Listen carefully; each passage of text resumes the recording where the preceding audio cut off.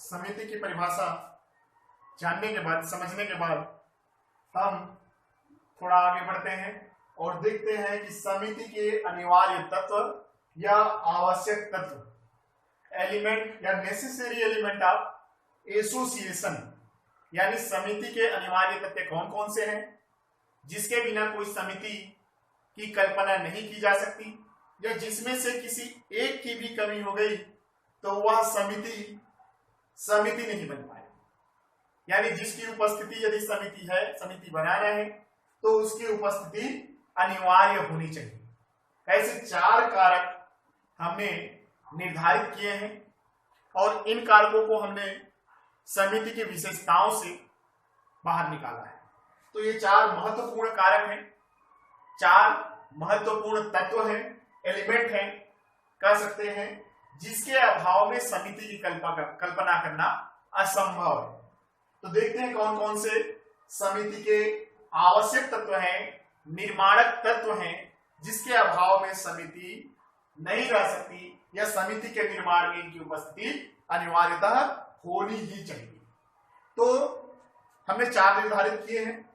इसमें पहला है यानी समिति के अनिवार्य तत्व, एलिमेंट ऑफ एसोसिएशन। इसमें पहला है समिति में व्यक्तियों का समूह होना चाहिए। सही बात है कि समिति में व्यक्तियों का समूह होता है। एक व्यक्ति समिति का निर्माण नहीं कर सकता। समिति बनाने के लिए कम से कम 2 व्यक्तियों की आवश्यकता होती है, या 2 से अधिक व्यक्तियों का समूह होता है, तब ना संगठन तैयार होगा, तब ना आपस में मिलजुल के अपने उद्देश्यों की पूर्ति के लिए प्रयास करेंगे।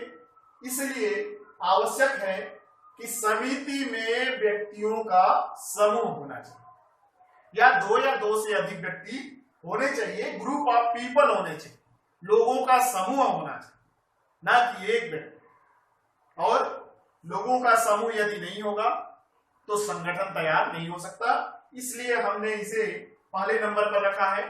समिति जो होता है वह व्यक्तियों के समूह से मिलकर बनता है, और व्यक्तियों के समूह से मिलकर बना है तो हम समिति को मूर्त भी कह सकते हैं, क्योंकि व्यक्तियों के समूह को हम देख सकते हैं।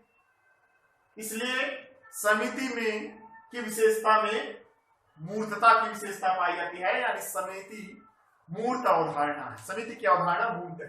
एक विशेषता भी है, व्यक्तियों का समूह होना आवश्यक है समिति के निर्माण के। दूसरे नंबर पर व्यक्तियों के समूह के बाद उस समूह का सामान्य उद्देश्य होना चाहिए, जिसके आधार पर वह समूह गठित हुआ। अनिवार्य रूप से समूह होना चाहिए, उद्देश्य होना चाहिए, स्वार्थ होना चाहिए, लक्ष्य होना चाहिए। बिना स्वार्थ के, बिना लक्ष्य के, बिना उद्देश्य के कोई भी समिति गठित नहीं होता है। हर समिति का कोई ना कोई निश्चित उद्देश्य होता है, लक्ष्य होता है, स्वार्थ होता है, और उस स्वार्थ की पूर्ति के लिए आपस में एक दूसरे से मिलते हैं, एक दूसरे से मिलकर संगठन बनाते हैं, और संगठन बनाने के बाद सामूहिक रूप से प्रयास करते हैं।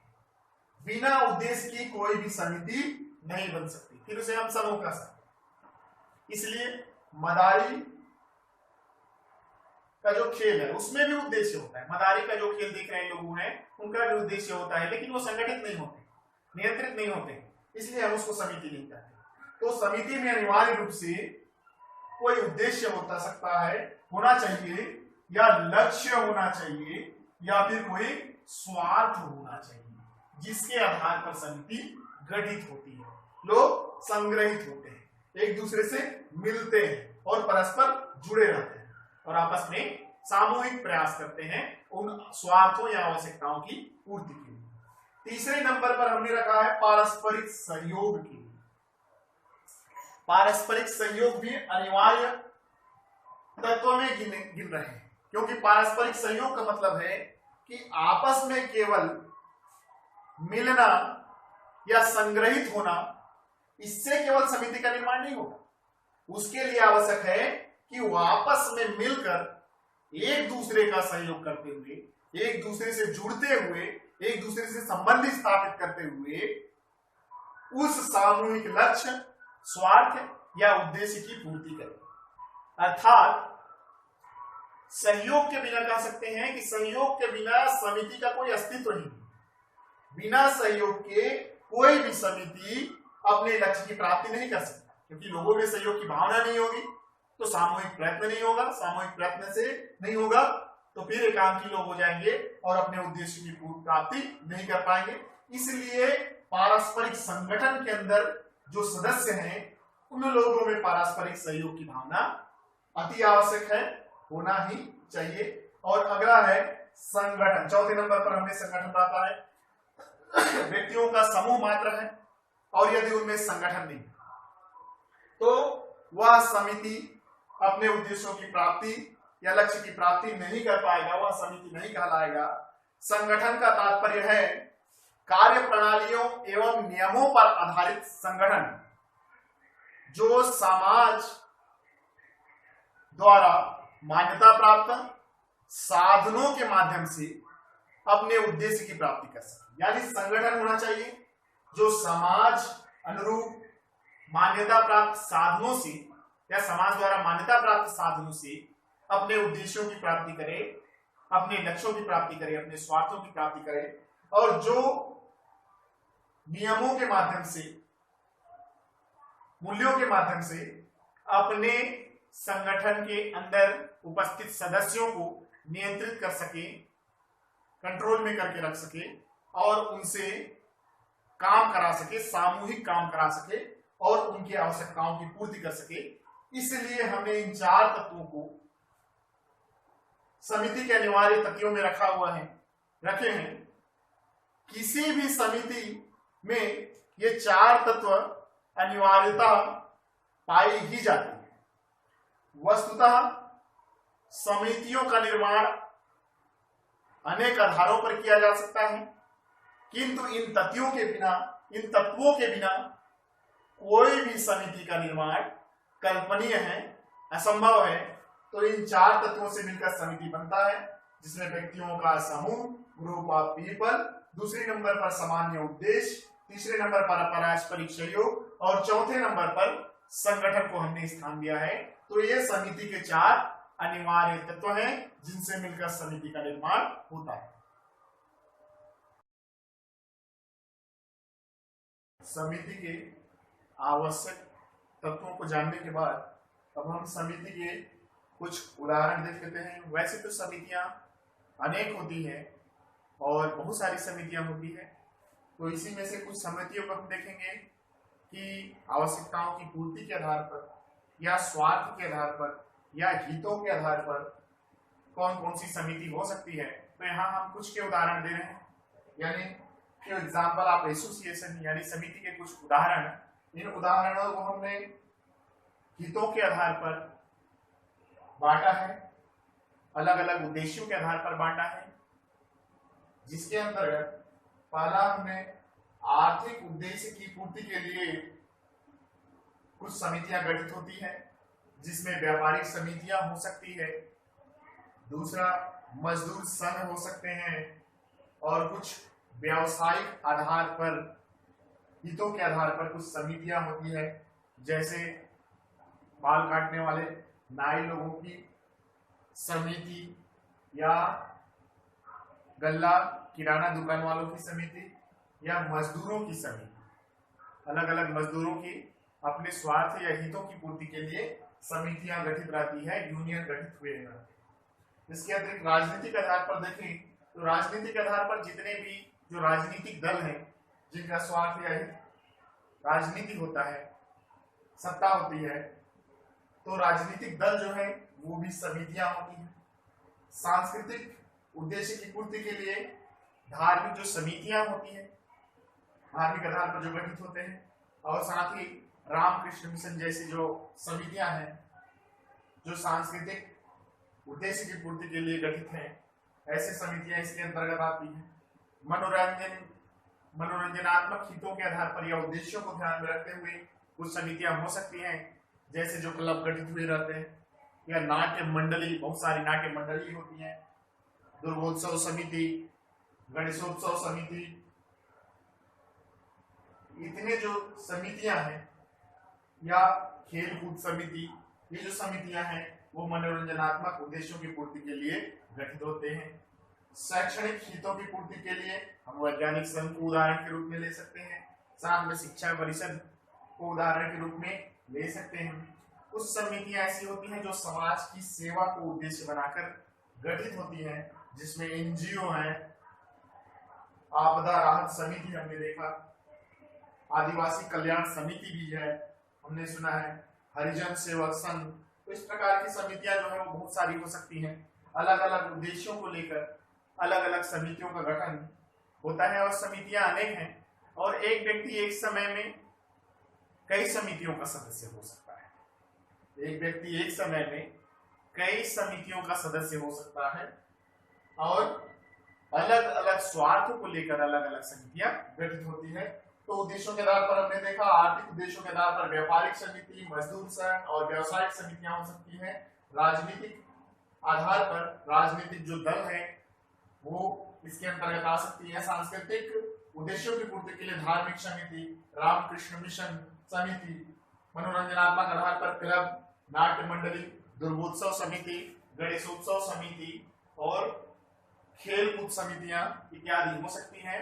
शैक्षणिक उद्देश्यों की पूर्ति के लिए हम वैज्ञानिक संघ का यहाँ उदाहरण लिए हैं और साथ में शिक्षा परिषद जो गठित है उसको हमने यहाँ उदाहरण लिए हैं। समाज सेवी समितियों में एनजीओ हो सकते हैं, आपदा राहत समिति गठित होता है, आदिवासी कल्याण समिति, हरिजन सेवक संघ इत्यादि समितियां हो सकती हैं। इसके अतिरिक्त और बहुत सारी समितियां हो सकती हैं। तो भारत में समितियों का पंजीकरण भी होता है, यानी भारत सरकार में समितियों का पंजीयन भी होता है। इसके अतिरिक्त समितियां औपचारिक और अनौपचारिक दोनों प्रकार से होती है। औपचारिक समितियां वर्तमान औद्योगिकरण या नगरीय समाज या कहें कि विशेषीकृत समाज में औपचारिक जो समिति है उसका अधिक वर्चस्व है और उसकी अधिकता है, जबकि अनौपचारिक जो समितियां हैं वो प्राचीन भारत, ग्रामीण भारत या ऐसे क्षेत्र जहां पिछड़े हुए हैं वहां गठित होते हैं। तो ये हमने कुछ एग्जाम्पल देखे, उदाहरण देखे, हितों के आधार पर कुछ समितियों के उदाहरण यहाँ हमने देखे।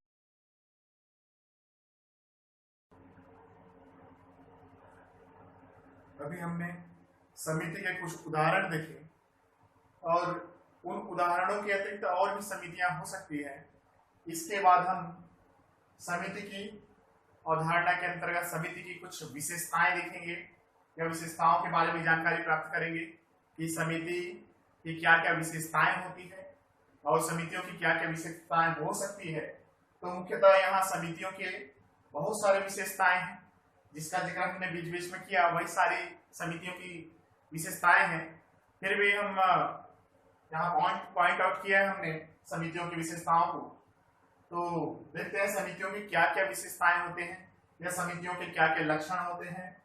कैरेक्टर्स ऑफ एसोसिएशन, तो सबसे पहले इसमें हमने स्थान दिया है व्यक्तियों का समूह। समिति जो होता है वह व्यक्तियों के समूह से बनता है, ग्रुप ऑफ पीपल, यानी व्यक्तियों के समूह का होना आवश्यक है। एक व्यक्ति समिति का निर्माण नहीं कर सकता, इसके लिए कम से कम 2 या 2 से अधिक व्यक्तियों की आवश्यकता होती है ताकि वो अपने निश्चित लक्ष्य, हित, उद्देश्य की पूर्ति को ध्यान में रखकर दूसरे की सहायता से, दूसरे व्यक्तियों की सहायता से संगठन तैयार कर सामूहिक प्रयास से अपने उद्देश्य या हितों की पूर्ति कर सके। तो समिति की मुख्य विशेषता है, प्राथमिक विशेषता कहेंगे इसको, कि समिति व्यक्तियों का समूह है। एक व्यक्ति से समिति का निर्माण नहीं किया जा सकता, उसके लिए कम से कम 2 व्यक्तियों की आवश्यकता होगी या 2 या 2 से अधिक व्यक्तियों का समूह से समिति का निर्माण होता है, इसलिए इसे व्यक्तियों का समूह माना जाता है। और ऐसी जो समितियां हैं इसमें लोग मिलजुल कर विशिष्ट या सामान्य उद्देश्यों की पूर्ति करते हैं और अपने अपने स्वार्थ की पूर्ति या हितों की पूर्ति, आवश्यकताओं की पूर्ति समिति के माध्यम से करते हैं। तो इस प्रकार हम समिति को व्यक्तियों का समूह कह सकते हैं। दूसरा हम देखेंगे मूर्त स्वरूप। मूर्त स्वरूप से क्या तात्पर्य है कि समिति जो है, चूंकि वह व्यक्तियों का समूह है और व्यक्तियों का समूह है, इसलिए हम व्यक्तियों के समूह को देख सकते हैं, व्यक्तियों के समूह को देख सकते हैं। इसलिए यहां समिति के स्वरूप को मूर्त माना गया है, अर्थात चूंकि समिति व्यक्तियों का समूह होता है और व्यक्तियों के समूह को देखा जा सकता है, उसके स्वरूप को देखा जा सकता है, संगठन में उसके स्वरूप को देखा जा सकता है, इसलिए इसे मूर्त माना गया है। वैसे समाज शास्त्र में अधिकांश जो अवधारणाएं हैं वह मूर्त है, किंतु समिति जो है वो उनसे भिन्न व्यक्तियों के समूह के रूप में मूर्त है। इसके अतिरिक्त अन्य विशेषताओं में ऐच्छिक सदस्यता, तीसरा विशेषता है, मुख्य विशेषता है ऐच्छिक सदस्यता, टेम्परेरी मेंबरशिप। यानी समिति की जो सदस्यता है वो ऐच्छिक होती है, व्यक्ति चाहे तो समिति के सदस्य रह सकता है और यदि वो चाहे तो समिति का सदस्य ना रहे। मानो कोई व्यक्ति किसी समिति का सदस्य है, दुर्गोत्सव समिति का सदस्य है, अध्यक्ष है, उपाध्यक्ष है, सचिव है, कोषाध्यक्ष है, तो वह चाहे तो उसके हित पर या स्वयं पर डिपेंड करता है कि उसकी इच्छा पर डिपेंड करता है कि या तो वह उसका सदस्य बना रहे या उससे इस्तीफा दे दे, उसकी सदस्यता त्याग दे। ऐसा नहीं है कि वो सदस्यता ना त्याग सके। तो इस प्रकार समिति की जो सदस्यता होती है वो ऐच्छिक होती है, व्यक्तियों के इच्छा पर डिपेंड करता है कि वह किस समिति का सदस्य रहेगा और किस समिति का सदस्य नहीं रहेगा। तो पहला हमने देखा समिति व्यक्तियों का समूह होता है, और चूंकि व्यक्तियों का समूह होता है इसलिए समिति का जो स्वरूप होता है वो मूर्त होता है। अब व्यक्तियों का समूह है तो वह समूह में या समिति में अपनी इच्छा के आधार पर सदस्यता ग्रहण कर सकता है। उसकी जो इच्छा, यानी वो समिति का सदस्य रहे या समिति की सदस्यता ना रहे, कोई भी समिति की सदस्यता ना ले। तो इस आधार पर ऐच्छिक सदस्यता यह भी समिति की विशेषता है। चौथे विशेषता निश्चित उद्देश्य। समिति का एक निश्चित उद्देश्य होता है, एक निश्चित लक्ष्य होता है, एक निश्चित स्वार्थ होता है, जिसकी पूर्ति के लिए समिति का गठन किया गया होता है। भाई आवश्यकताओं की पूर्ति के लिए मनुष्य अपने दैनिक जीवन में बहुत सारी ऐसी आवश्यकताएं हैं जिनकी पूर्ति अकेले नहीं कर सकता, इसलिए वह संगठन तैयार करता है और संगठन के माध्यम से वह उसको प्राप्त करने का या सामूहिक प्रयत्न से वह उसे प्राप्त करने का प्रयास करता है। तो प्रत्येक समिति का उद्देश्य, लक्ष्य, स्वार्थ निश्चित होता है। बिना उद्देश्य के कोई समिति गठित नहीं होता है। चौथा विशेषता है निश्चित उद्देश्य। पांचवा विशेषता है समिति की निश्चित संरचना, स्ट्रक्चर। तो समिति की निश्चित एक संरचना भी होती है। समिति में बहुत सारे सदस्य होते हैं और उसमें सदस्यों के अलग अलग पद भी होते हैं, अध्यक्ष होते हैं, उपाध्यक्ष होते हैं, इसके अतिरिक्त सचिव होते हैं, कोषाध्यक्ष होते हैं और बहुत सारे ऐसे पद होते हैं। अर्थात एक संरचना होती है जिन सबसे मिलकर समिति का ढांचा तैयार होता है, नियम एवं कार्य प्रणालियों की व्यवस्था होती है। तो इस प्रकार समिति की एक निश्चित संरचना होता है, ढांचा होता है, अनिवार्य रूप से होता है। छठी विशेषता है अस्थायी प्रकृति। समिति की यह जो विशेषता है वह भी मौलिक विशेषता है, प्राकृतिक विशेषता है। अस्थायी प्रकृति, अस्थायी प्रकृति से तात्पर्य है कि समिति अपने उद्देश्य को प्राप्त करने के पश्चात, यानी समिति के उद्देश्य की जब पूर्ति हो जाती है तो यह समिति भंग हो जाती है, यह समिति भंग हो जाती है। जैसे दुर्गोत्सव समिति, गणेशोत्सव समिति, आपके महाविद्यालय में प्रवेश समिति, वार्षिकोत्सव समिति, छात्र हित समिति। जब समिति का कार्य या उद्देश्य की प्राप्ति हो जाती है तो इस समिति को भंग कर दिया जाता है। गणेशोत्सव समिति गणेशोत्सव आयोजन के उपरांत समाप्त हो जाता है, अस्थायी प्रकृति है, उसको समाप्त कर दिया जाता है, भंग कर दिया जाता है समिति को। जन भागीदारी समिति एक निश्चित समय के लिए रहता है, उद्देश्यों की प्राप्ति के उपरांत वह समिति समाप्त हो जाती है। दुर्गोत्सव समिति, गणेशोत्सव समिति, प्रवेश समिति, महाविद्यालय में प्रवेश के समय समिति बनी होती है और जैसे ही प्रवेश का कार्य संपादित हो जाता है तो उसके बाद वह समिति भंग कर दी जाती है। इस प्रकार यह जो समिति है वो अस्थायी होती है और उद्देश्य की प्राप्ति उपरांत वह समिति भंग कर दी जाती है। तो यह भी मुख्य विशेषता है। अगला विशेषता है सातवां विशेषता, और सातवां स्थान पर हमने रखा है नियमों पर आधारित। समिति की जो कार्य प्रणाली होती है वह नियमों पर आधारित होती है। समिति के अंदर कार्यों का संचालन सदस्यों के बीच में कैसे होगा, वह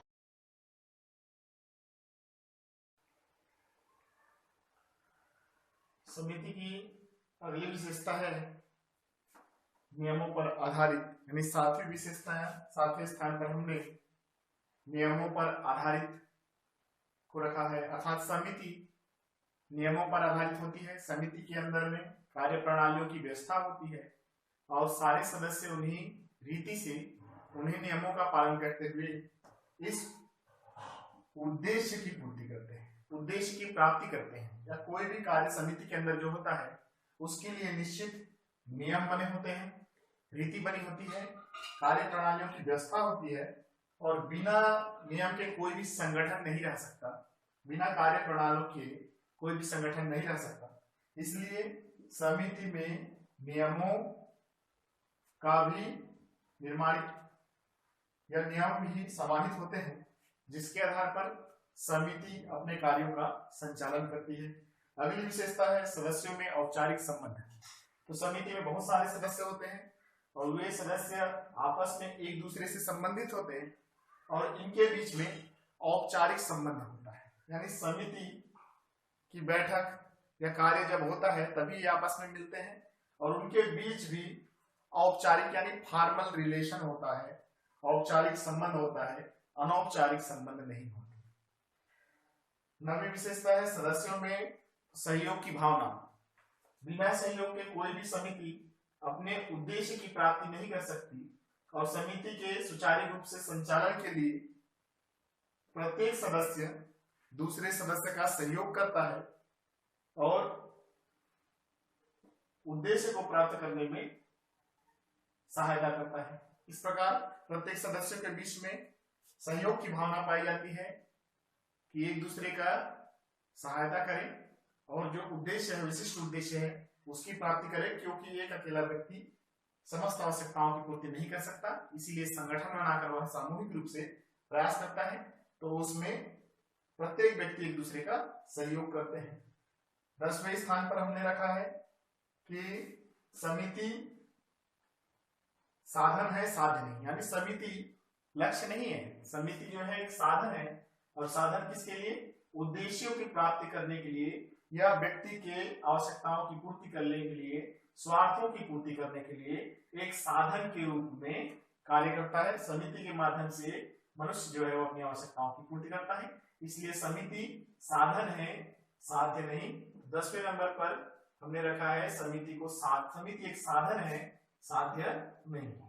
11वें नंबर पर विविध हितों हेतु भिन्न भिन्न समितियां हो सकती है। अनेक समितियां होती हैं और अलग अलग उद्देश्यों के आधार पर अलग अलग समितियां हो सकती हैं और बहुत सारी समितियां हो सकती हैं। आर्थिक, जैसे उदाहरण में हमने देखा था आर्थिक हितों के लिए व्यवसायिक समिति, व्यापारिक समिति, मजदूर समिति, मनोरंजनात्मक के लिए गणेशोत्सव समिति, दुर्गोत्सव समिति, इस प्रकार अलग अलग हितों के आधार पर अलग अलग समितियां भी गठित होती है। एक 12वें नंबर पर है एक समय में अनेक समिति की सदस्यता। कोई भी व्यक्ति एक समय में अनेक समितियों का सदस्य हो सकता है। वह एक ही समिति का सदस्य रहे इसकी बाध्यता नहीं है, वह एक समय में बहुत सारे समितियों का सदस्य रह सकता है। जैसे वह महाविद्यालय में छात्र संघ समिति का अध्यक्ष हो सकता है, वह अपने पुत्र के स्कूल में अभिभावक समिति का सदस्य हो सकता है, किसी स्कूल में वह प्रवेश समिति का सदस्य हो सकता है, और घर में वह दुर्गोत्सव समिति का सदस्य हो सकता है, गणेशोत्सव समिति का सदस्य हो सकता है। एक ही समय में वो अनेक समितियों की सदस्यता ले सकता है, इसमें कोई बाध्य नहीं है। समिति के सदस्यों में स्तरीकरण पाया जाता है। समिति में बहुत सारे पद होते हैं, जिसमें अध्यक्ष, उपाध्यक्ष, सचिव, कोषाध्यक्ष, अनेक पद होते हैं।